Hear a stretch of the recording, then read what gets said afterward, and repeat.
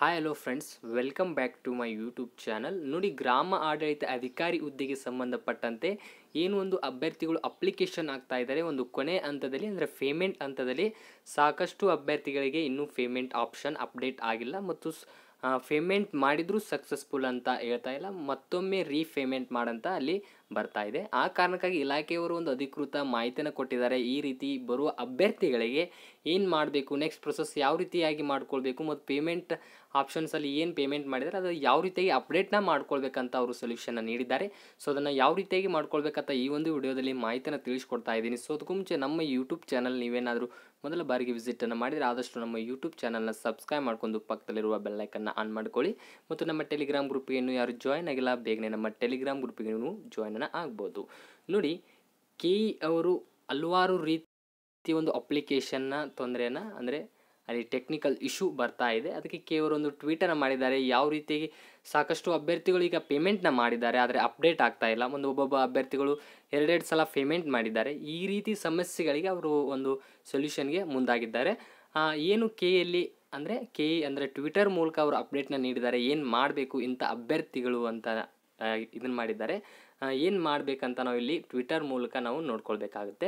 ನೋಡಿ, ಮೊದಲನೇದಾಗಿ ನಿಮಗೆ ಇಲ್ಲಿ ಗ್ರಾಮ ಆಡಳಿತ ಅಧಿಕಾರ ಹುದ್ದೆಗೆ ಅರ್ಜಿ ಸಲ್ಲಿಸುವ ಸಂದರ್ಭದಲ್ಲಿ ಶುಲ್ಕ ಪಾವತಿ ಸಂಬಂಧ ಸಮಸ್ಯೆಗಳು ಎದುರಾದಲ್ಲಿ ಈ ಕೆಳಗಿನ ಲಿಂಕ್ನಲ್ಲಿ ನೋಡಿ, ಯಾವುದೇ ರೀತಿಯಾಗಿ ನಿಮಗೆ ಶುಲ್ಕ ಪಾವತಿಯನ್ನು ಮಾಡುವಾಗ ಸಮಸ್ಯೆ ಕಂಡು ಬಂದಲ್ಲಿ ಬೆಂಗಳೂರು pgsd@billdesk.com ಈ ಒಂದು ಜಿಮೇಲ್ಗೆ ನೀವು ಶುಲ್ಕ ಪಾವತಿಗೆ ಸಂಬಂಧಪಟ್ಟಂಗೆ ನೀವು ಅಲ್ಲಿ ಇಶ್ಯೂ ಏನಿರ್ತವೆ ನಿಮಗೆ ಅದನ್ನು ಅವರಿಗೆ ಇಮೇಲ್ ಮಾಡಿದರೆ ನಿಮಗೆ ಖಂಡಿತವಾಗ್ಲೂ ಅಪ್ಡೇಟ್ ಅಥವಾ ಒಂದು ಸೊಲ್ಯೂಷನ್ನ ಮಾಡಿಕೊಡ್ತಾರೆ.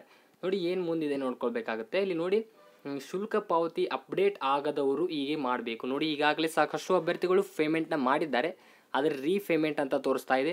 ಮತ್ತು ಇನ್ನಷ್ಟು ಅಭ್ಯರ್ಥಿಗಳು ಏನಾಗ್ತಾ ಇದೆ ಅಂದರೆ ಪೇಮೆಂಟ್ ಸಕ್ಸಸ್ಫುಲ್ ಅಂತ ಬರ್ತಾ ಇದೆ, ಫೀ ರಿಸಿಪ್ಟಿನೂ ಬಂದಿದೆ, ಆದರೆ ಫೈನಲ್ ಪ್ರಿಂಟ್ ಬರ್ತಾ ಇಲ್ಲ, ಡಾಟಾ ನಾಟ್ ಎರರ್ ಅಂತ ಬರ್ತಾ ಇದೆ. ಅಂಥ ಅಭ್ಯರ್ಥಿಗಳನ್ನು ನೀವೇನು ಮಾಡಬೇಕಂದ್ರೆ ಈ ವಿಡಿಯೋದಲ್ಲಿ ತಿಳಿಸ್ತೀನಿ. ನೋಡಿ, ಆನ್ಲೈನಲ್ಲಿ ಅರ್ಜಿ ಸಲ್ಲಿಸಲು ಮೇ 4 ಕೊನೆಯ ದಿನಾಂಕ. ಈಗಾಗಲೇ ಮೇ 4 ಕೊನೆಯ ದಿನಾಂಕ ಆಗಿದೆ. ಈಗ ಏನು ಒಂದು ಅಭ್ಯರ್ಥಿಗಳು ಒಂದು ಶುಲ್ಕ ಪಾವತಿ ಮಾಡಿದ್ದಾರೆ, ಅವರಿಗೆ ಯಾವುದೇ ರೀತಿ ಒಂದು ಪೇಮೆಂಟ್ ಸ್ಟೇಟಸ್ ಅಪ್ಡೇಟ್ ಆಗಿಲ್ಲ. ನೋಡಿ, ಅಂಥ ಅಭ್ಯರ್ಥಿಗಳು ಏನು ಮಾಡಬೇಕಂದ್ರೆ ನೋಡಿ, ಈ ಒಂದು ಜಿಮೇಲನ್ನು ನೀವು ಕಾಪಿ ಮಾಡ್ಕೋಬೋದು ಅಥವಾ ನೋಟನ್ನು ಮಾಡ್ಕೊಳ್ಳಿ. ನೋಟನ್ನು ಮಾಡಿಕೊಂಡು ನೀವು ಜಿಮೇಲ್ಗೆ ಓಪನ್ ಮಾಡ್ಕೊಳ್ಬೇಕಾಗುತ್ತೆ. ನಾನು ಎಕ್ಸಾಂಪಲ್ ಆಗಿ ಎಲ್ಲ ಒಂದು ಏನು ವಿಲೇಜ್ ಅಕೌಂಟೆಂಟ್ ಹುದ್ದೆಗೆ ಸಂಬಂಧಪಟ್ಟಂಗೆ ಅಪ್ಲಿಕೇಶನಲ್ಲಿ ಏನಾದರೂ ನಿಮಗೆ ಸಮಸ್ಯೆಗಳಿದ್ದು ಅಂದರೆ ಪ್ರತಿಯೊಂದು ಸಮಸ್ಯೆಗೆ ಇಲ್ಲೇ ಒಂದು ಜಿಮೇಲ್ ಮೂಲಕ ಪರಿಹಾರನ ನೀವು ತೆಗೆದುಕೊಳ್ಬೋದು. ಯಾವ ರೀತಿಯಾಗಿ ಒಂದು ಪ್ರತಿಯೊಂದು ಏನು ಸಮಸ್ಯೆ ಇದೆ ಯಾವ ರೀತಿಯಾಗಿ ಅವರಿಗೆ ಮೇಲ್ ಮಾಡಬೇಕು, ಅವರಿಂದ ಯಾವ ರೀತಿ ರಿಪ್ಲೈ ಬರುತ್ತಾ ಅಂತ ನಾನು ಎಕ್ಸಾಂಪಲ್ ಆಗಿ ನಿಮಗೆ ಒಂದು ತೋರಿಸ್ತೀನಿ. ಆ ರೀತಿಯಾಗಿ ಏನು ಪ್ರಾಬ್ಲಮ್ ಇದೆ ನೀವು ಆ ರೀತಿ ಮಾಡ್ಕೊಳ್ಬೋದು.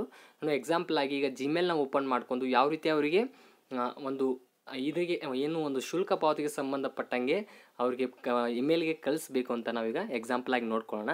ನೋಡಿ, ಇದು ಜಿಮೇಲ್ ಆ್ಯಪ್. ಪ್ರತಿಯೊಬ್ಬ ಮೊಬೈಲ್ನಲ್ಲಿ, ಅಂದರೆ ಪ್ರತಿಯೊಬ್ಬರ ಮೊಬೈಲ್ನಲ್ಲೂ ಈ ಒಂದು ಆ್ಯಪ್ ಇರುತ್ತೆ. ನೀವು ಜಿಮೇಲ್ನ ಇಲ್ಲಿ ಓಪನ್ ಮಾಡ್ಕೊಳ್ಬೇಕಾಗುತ್ತೆ. ಈ ರೀತಿಯಾಗಿ ಜಿಮೇಲ್ ಆ್ಯಪ್ ಇಲ್ಲಿ ಇರುತ್ತೆ. ನೀವೇನು ಮಾಡಬೇಕಂದ್ರೆ ಏನು ಒಂದು ರಿಜಿಸ್ಟ್ರೇಷನ್ ಅಂದರೆ ರಿಜಿಸ್ಟರ್ ಮಾಡುವಾಗ ಇಮೇಲ್ನ ಕೊಟ್ಟಿರ್ತೀರಲ್ಲ ಆ ಜಿಮೇಲ್ ಮೂಲಕ ನೀವು ಕಳಿಸೋದು ಇಲ್ಲಿ ಉತ್ತಮ ಅಂತ ಹೇಳ್ತಾ ಇದ್ದೀನಿ. ನೋಡಿ, ಈ ಜಿಮೇಲಲ್ಲಿ ಯಾವ ರೀತಿಯಾಗಿ ಅವರಿಗೆ ಏನು ಒಂದು ಶುಲ್ಕ ಪಾವತಿಗೆ ಸಂಬಂಧಪಟ್ಟಂಗೆ ಅಲ್ಲಿ ಟೆಕ್ನಿಕಲ್ ಇಶ್ಯೂ ಏನಿದೆ ಅದಕ್ಕೆ ಕಳಿಸೋದಂದರೆ ಯಾವ ರೀತಿಯಾಗಿ ಅಂದರೆ ನೋಡಿ, ಇಲ್ಲಿ ಮೊದಲೇದಾಗಿ ಈ ರೀತಿಯಾಗಿ ಇಲ್ಲಿ ಪೇಜ್ ಓಪನ್ ಆಗುತ್ತೆ. ಇಲ್ಲಿ ಪೇಜ್ ಓಪನ್ ಆಗಿದಾಗ ಇಲ್ಲಿ ಕಂಪೋಸ್ ಅಂತಿದೆ ನೋಡಿ, ನಾನು ಮಾರ್ಕ್ ಮಾಡ್ತಾ ಇದ್ದೀನಿ. ಈ ಕಂಪೋಸ್ ಮೇಲೆ ನೀವು ಕ್ಲಿಕ್ಕನ್ನು ಮಾಡ್ಕೊಳ್ಬೇಕು. ಮೊದಲೇದಾಗಿ ನೋಡಿ, ಕಂಪೋಸ್ ಮೇಲೆ ಕ್ಲಿಕ್ಕನ್ನು ಮಾಡ್ಕೊಂಡ್ರಿ. ಕಂಪೋಸ್ ಮೇಲೆ ಕ್ಲಿಕ್ ಮಾಡಿದ ತಕ್ಷಣ ಈ ರೀತಿಯಾಗಿ ಬರುತ್ತೆ ನಿಮಗೆ. ಈಗ ಮೊದಲೇದಾಗಿ ಇಲ್ಲಿ ನಿಮ್ಮ ಫಾರ್ಮ್ ಬರುತ್ತೆ, ಇಲ್ಲಿ ನಿಮ್ಮ ಒಂದು ಜಿಮೇಲ್ ID ಬರುತ್ತೆ, ನಿಮ್ಮ ಜಿಮೇಲ್ IDಯಲ್ಲಿ ಶೋ ಆಗ್ತದೆ.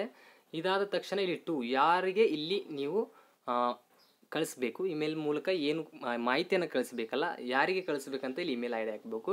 ಈಗಾಗಲೇ ನಾನು ಹೇಳಿದೆ, ಆ ಇಮೇಲ್ ID ಕಾಪಿರ ಮಾಡ್ಕೊಳ್ಬೋದು ನೀವು, ಅಥವಾ ನೋಟನ್ನು ಮಾಡ್ಕೊಂಡು ಇಲ್ಲಿ ಅಂತಿದೆಯಲ್ಲ ಇದ್ರ ಮೇಲೆ ನೀವು ಅಲ್ಲಿ ಪೇಸ್ಟನ್ನು ಮಾಡ್ಕೊಳ್ಳಿ ಜಿಮೇಲನ್ನು. ನೋಡಿ, ಜಿಮೇಲ್ನ ನೀವು ಅಲ್ಲಿ ಏನು ಪೇಸ್ಟ್ ಮಾಡ್ಕೋತೀರಾ ಈ ರೀತಿಯಾಗಿ ಬರುತ್ತೆ. ನೋಡಿ, ಈ ರೀತಿಯಾಗಿ ಬರುತ್ತೆ. ನೆಕ್ಸ್ಟು ಇಲ್ಲಿ ಸಬ್ಜೆಕ್ಟ್ನ ಹಾಕಬೇಕಾಗುತ್ತೆ, ಅಂದರೆ ಯಾವ ಕಾರಣಕ್ಕಾಗಿ ಅವರಿಗೆ ಏನು ಮಾಹಿತಿ ಅಂದರೆ ಏನು ಅವರಿಗೆ ತಲುಪಿಸ್ಬೇಕಾಗಿರುತ್ತೆ, ಸಬ್ಜೆಕ್ಟ್ ಬೇಕಾಗುತ್ತೆ. ಅದಕ್ಕೆ ಇಲ್ಲಿ ಏನು ಟೈಪ್ ಮಾಡಬೇಕಂದ್ರೆ ಫಾರ್ ಎಕ್ಸಾಂಪಲ್ ನಿಮಗೆ ಏನು ಒಂದು ಪ್ರಾಬ್ಲಮ್ ಇದೆ ನೋಡಿ, ಆ ಒಂದು ಹುದ್ದೆಗೆ ಒಂದು ಅಪ್ಲಿಕೇಶನ್ಗೆ ನಮಗೆ ಎಕ್ಸಾಂಪಲ್ ಇಲ್ಲಿ ಫೀಸು ಏನು ಅಪ್ಲಿಕೇಶನ್ ಫೀಸ್ ನಾಟ್ ಅಪ್ಡೇಟ್ ಅಂತ ನಾವೀಗ ನೀಡ್ತಾ ಇದ್ದೀವಿ. Application payment not update. ಈ ರೀತಿಯಾಗಿ ಒಂದು ಸಬ್ಜೆಕ್ಟ್ ಇದೆ, ಅಂದರೆ ನಮಗೆ ಪೇಮೆಂಟ್ ಮಾಡಿದ್ದೀವಿ ಆದರೆ ಯಾವುದೇ ರೀತಿಯಾಗಿ ಅಲ್ಲಿ ಪೇಮೆಂಟ್ ಅಪ್ಡೇಟ್ ಆಗಿಲ್ಲ. ಆ ಕಾರಣಕ್ಕಾಗಿ ನಾನು ಅಪ್ಲಿಕೇಶನ್ ಪೇಮೆಂಟ್ ನಾಟ್ ಅಪ್ಡೇಟ್ ಅಂತ ಇಲ್ಲಿ ನೀಡಿದ್ದೀನಿ.